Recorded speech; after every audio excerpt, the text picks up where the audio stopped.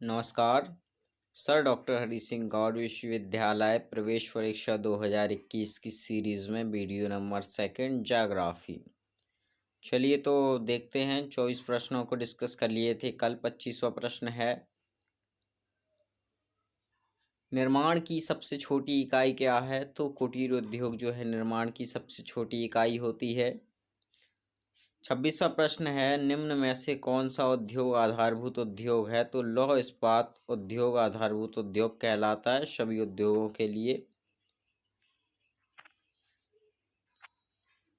अगला प्रश्न है, सिलिकॉन घाटी किस उद्योग के लिए प्रसिद्ध है? तो सिलिकॉन घाटी जो है सॉफ्टवेयर उद्योग के लिए प्रसिद्ध है। अगला प्रश्न है, निम्न में से कौन सा तृतीयक क्रियाकलाप है? तो व्यापार जो है ये तृतीयक क्रियाकलाप के अंतर्गत आता है। 29वां प्रश्न है, निम्न में से कौन सा सेक्टर दिल्ली, मुंबई और चेन्नई और कोलकाता में सर्वाधिक रोजगार प्रदान करता है? तो सेवा सेक्टर जो है ये प्रदाता है सर्वाधिक। आगे चलते हैं। अगला प्रश्न है, निम्नलिखित में से कौन सा क्रियाकलाप चतुर्थ सेक्टर से संबंधित है? तो विश्वविद्यालय अध्यापन जो है चतुर्थ सेक्टर से संबंधित है। अगला प्रश्न है, किस देश में रेल मार्गों के जाल का सघनतम घनत्व पाया जाता है? तो ये संयुक्त राज्य अमेरिका में पाया जाता है। 40% जो है रेलों का पाया जाता है इसमें। और 32वां प्रश्न है, बिगिंच पाइपलाइन के द्वारा प्रवाहित क्या किया जाता है? तो पेट्रोलियम जो है प्रवाहित किया जाता है बिगिंच पाइपलाइन के द्वारा। आगे चलते हैं। 33वां प्रश्न है, सबसे सस्ता परिवहन साधन कौन सा है? तो जल परिवहन जो है ये सबसे सस्ता परिवहन है।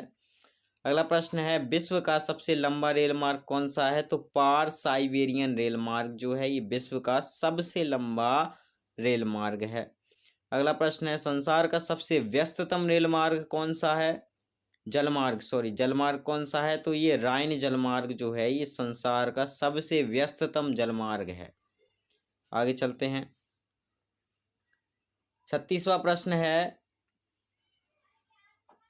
भारत का प्रथम संचार उपग्रह कौन सा है? तो आर्यभट्ट जो है भारत का प्रथम संचार उपग्रह है।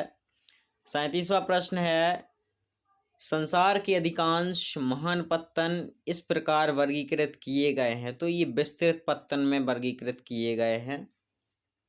अगला प्रश्न है, निम्न व्यापार समूहों में से भारत किसका एक सह सदस्य है? तो भारत जो है ये साफ्टा का सह सदस्य देश है, साफ्टा। आगे चलते हैं।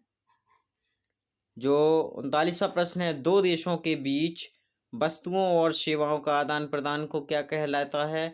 तो ये अंतर्राष्ट्रीय व्यापार कहलाता है, दो देशों के बीच सेवाओं का आदान प्रदान। आगे चलते हैं। 40वां प्रश्न है, आयात और निर्यात के बीच मूल्य के अंतर को क्या कहा जाता है? तो अनुकूल व्यापार संतुलन कहा जाता है, आयात और निर्यात के बीच मूल्य के अंतर को। 41वां प्रश्न है, विश्व व्यापार संगठन का मुख्यालय कहाँ है? तो ये जेनेवा में है विश्व व्यापार संगठन का मुख्यालय। अगला प्रश्न है, निम्न में से किस प्रकार की बस्तियां सड़क, नदी या नहर के किनारे होती हैं? तो ये रेखीय बस्तियां जो हैं वो सड़क और नदी नहर के किनारे बसी होती हैं। अगला प्रश्न है, निम्न में से किस प्रदेश में प्रलेखित प्राचीनतम बस्ती रही है? तो सिंधु घाटी सभ्यता में मोहनजोदड़ो सर्वाधिक प्राचीन बस्ती रही है जो कि प्रागैतिहासिक काल में बसी हुई थी। आगे चलते हैं।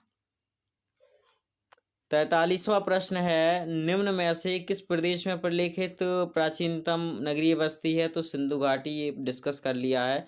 44वां प्रश्न है, 2006 के प्रारंभ में भारत में कितने मिलियन सिटी थे? तो 40 मिलियन सिटी थे 2006 में।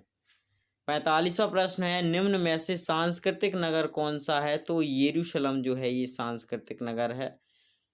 46वां प्रश्न है, कौन सा प्रशासनिक नगर नहीं है? तो उज्जैन जो है ये प्रशासनिक नगर नहीं है, अपितु ये धार्मिक नगर है। अगला प्रश्न है 47वां प्रश्न है, सन 2011 की जनगणना के अनुसार भारत की जनसंख्या निम्नलिखित में से कौन सी है? तो भारत की जनसंख्या जो है 121 करोड़ है 2011 की जनगणना के अनुसार।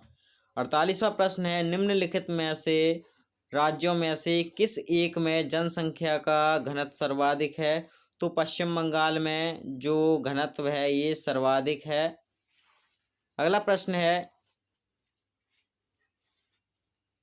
39वां प्रश्न है, निम्न में से कौन सा एक समूह भारत में विशालतम भाषाई समूह है? तो भारतीय आर्य जो है ये भारत में विशालतम समूह है।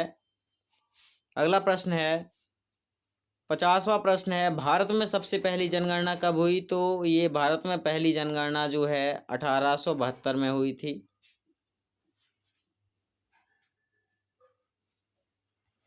अगला प्रश्न है, भारत का सबसे अधिक जनसंख्या वाला राज्य कौन सा है?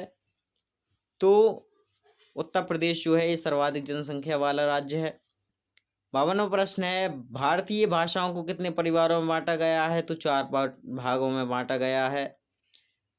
53वां प्रश्न है, निम्नलिखित में से कौन सा भारत में पुरुष प्रवास का मुख्य कारण है? तो ये काम और रोजगार जो है भारत में प्रमुख पुरुष प्रवास का कारण है और स्त्री प्रवास का कारण विवाह होता है। 54वां प्रश्न है, निम्नलिखित में से किस राज्य में सर्वाधिक संख्या में अप्रवासी आते हैं? तो महाराष्ट्र में सर्वाधिक आते हैं। 56वां प्रश्न है, यदि प्रवास राज्य की सीमा के बाहर हो तो उसे क्या कहते हैं? तो ये अंतर्राज्यीय प्रवास कहलाता है। अंतर्राज्यीय प्रवास। कौन सा कारक प्रतिकर्ष कारक नहीं है?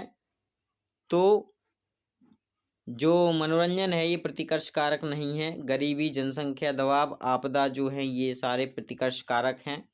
57वां प्रश्न है, विकास की विचारधारा निम्न में से किस पर केंद्रित है? तो यूरोप पर केंद्रित है।